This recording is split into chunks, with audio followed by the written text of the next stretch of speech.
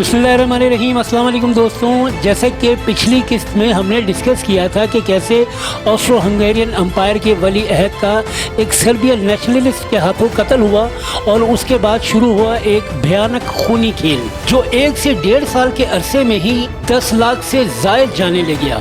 हमने जिक्र किया था कि कैसे जर्मनी ने वेस्टर्न फ्रंट से फ्रांस और ब्रिटिश आर्मी का तो शिकस्त तो खाई, मगर दूसरी तरफ हंगरी के साथ मिलकर रशिया का भी बखूबी मुकाबला किया। तो दोस्तों, कहानी को आगे बढ़ाते हैं।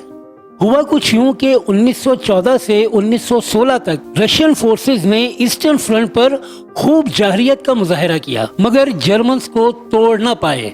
मैदान जंग में मुसलसल शिकस्त और मुआशी बदहाली के बाइस अवाम आहिस्ता आहिस्ता अपने किंग सीज़ार निकोलस II की दुश्मन होना शुरू हो गई। अलबत्ता रशियन अवाम पहले ही उसकी जर्मन बीवी अलेक्जेंड्रा को पसंद नहीं करते थे।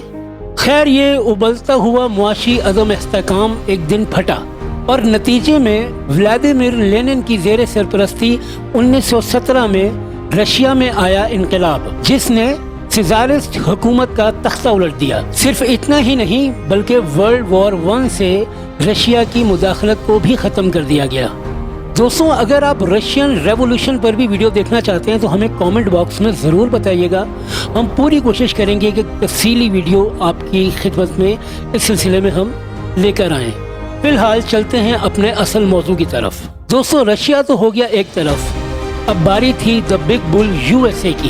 दोस्तों, 1914 से ही USA इस जंग से दूर ही रहा, अलबत्ता उसने तजारती राब्ता दोनों साइड से ही रखा था। जाहिर है, ये बात आप बखूबी जानते हैं कि USA हमेशा से ये चाहता है कि उसकी इकोनॉमी को किसी भी किस्म का कोई नुकसान न पहुंचे। सो उसने दोनों साइड के साथ ट्रेड जारी रखी और इस जंग का भरपूर फायदा उठाया। दोस्तों, जब US की 5 उंगलियां घी में और सर कढ़ाई में था तो आखिर ऐसा क्या हुआ कि वो उस तबाही की तरफ फुल स्पीड से चलती हुई गाड़ी में सवार हो गया। सानेहा, लुसिटेनिया क्या है, ये कहां पेश आया, कैसे 2000 अमरीकी शहरियों से भरा हुआ जहाज सिर्फ 20 मिनट में ज़ेरे आब चला गया, आइए इसके बारे में बात करते हैं। तो दोस्तों, हुआ कुछ यूं कि जर्मनी ने 1915 में ब्रिटिश आइल्स यानी इंग्लैंड, स्कॉटलैंड, वेल्स और आयरलैंड वगैरह के गिर्द पानियों में वॉर जोन डिक्लेयर कर दिया और शुरू कर दिए मैरीन अटैक्स ब्रिटिश शिप्स पर। दोस्तों, चूंकि जर्मन्स की फाइटिंग स्ट्रेटेजी हमेशा से ही जारहाना थी, सो उन्होंने फौजी जहाज़ों समेत तिजारती और मुसाफिर बहरी जहाज़ों को भी निशाने पर रखा। दोस्तों, दिन था 7 मई 1915। न्यूयॉर्क से एक मुसाफिर जहाज लुसिटेनिया 1959 पैसेंजर्स को लिए लिवरपूल जा रहा था। दोस्तों, रास्ते में आयरलैंड की कोस्ट किंजेल से 11.5 नॉटिकल माइल्स या 21 किलोमीटर के फासले से लुसिटेनिया गुजर रहा था, जिस वक्त जर्मन नेवी की यू बोट ने एक टोरपेडो उसकी तरफ फायर कर दिया। दोस्तों, टोरपेडो एक अंडर वाटर मिसाइल होता है जो कि समुद्री जंग में एक निहायत अहम और एक हैबतनाक हथियार होता है। सो इस टोरपेडो ने सीधा जाकर लुसिटेनिया को हिट किया और दोस्तों, देखते ही देखते 20 मिनट में बच्चों, मर्दों और औरतों से भरा जहाज ज़ेरे आब चला गया। स्टैटिस्टिक्स के मुताबिक 11 से 95 लोग, जिनमें 128 अमेरिकन भी शामिल थे, अपनी जानों से हाथ धो बैठे। दोस्तों, अलबत्ता इतने बड़े जहाज का और इतनी तेजी से डूब जाना लोगों के लिए इंतहाई हैरत का बाइस रहा। इसके इतनी जल्दी डूब जाने पर बहुत सी थ्योरीज सामने आई। इसके इतने तेजी से डूबने की वजह तो वो दूसरा धमाका था जो टोरपेडो की हिट के बाद शिप में हुआ, लेकिन उस दूसरे धमाके की वजह क्या है, इसमें तजाद है। कुछ लोगों का कहना है कि मिसाइल के हिट करने से जहाज के स्टीम रूम और पाइप हाईली डैमेज हो गए और इसके नतीजे में वो दूसरा धमाका हुआ, जबकि कुछ लोगों का मानना है कि उस जहाज में एम्यूनिशंस का कार्गो था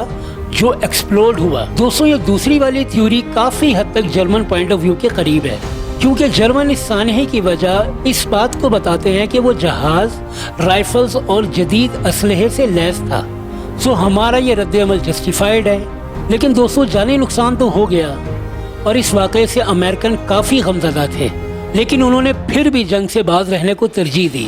दोस्तों, वैसे तो ये वजह भी काफ़ी थी USA की न्यूट्रलिटी को छोड़कर मैदान जंग में उतरने के लिए, मगर फिर भी यूएस प्रेसिडेंट वुडरो विल्सन ने अपनी न्यूट्रलिटी को बरकरार रखा। हालांकि एक्स प्रेसिडेंट रूजवेल्ट ने इस बात पर काफी जोर दिया कि यूएस को रिटेलिएट करना चाहिए। दोस्तों, आज के दिन यूएस का वर्ल्ड वॉर 1 में उतरने के पीछे सबसे बड़ा की फैक्टर इसी वाक़े को कहा जाता है। लेकिन सवाल फिर यही उठता है कि यूएस इस वाक़े के 2 साल बाद तक भी क्यों न्यूट्रल रहा। आप अपनी राय कमेंट्स में ज़रूर बताइएगा।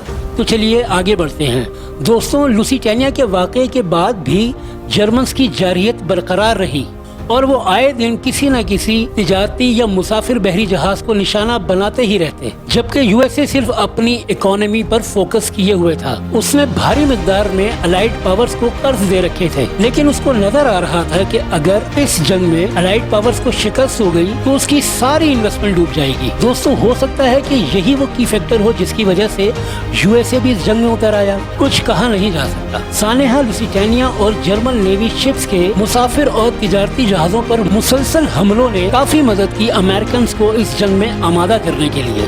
फरवरी 1917 में कांग्रेस ने $250 मिलियन का आर्म अप्रोप्रिएशंस बिल पास कर दिया और फिर यूएसए ने जंग की तैयारी शुरू कर दी। जर्मनी ने इसके अगले 2 महीनों में फिर से 4 बहरी जहाजों को निशाना बनाया और इसके नतीजे में विल्सन ने 2 अप्रैल 1917 को जर्मन्स के खिलाफ वॉर डिक्लेयर कर दी। तो दोस्तों, अभी तक के लिए इतना ही। आने वाली अगली वीडियोस में हम मजीद वाकयात को डिस्कस करेंगे। अगर ये वीडियो पसंद आए तो इसे लाइक करें, कमेंट करें और अपने दोस्तों के साथ भी शेयर करें और चैनल को सब्सक्राइब जरूर करें ताकि मैं आगे भी आपके लिए ऐसी ही वीडियोस बनाता रहूं। बहुत बहुत शुक्रिया। अल्लाह हाफिज।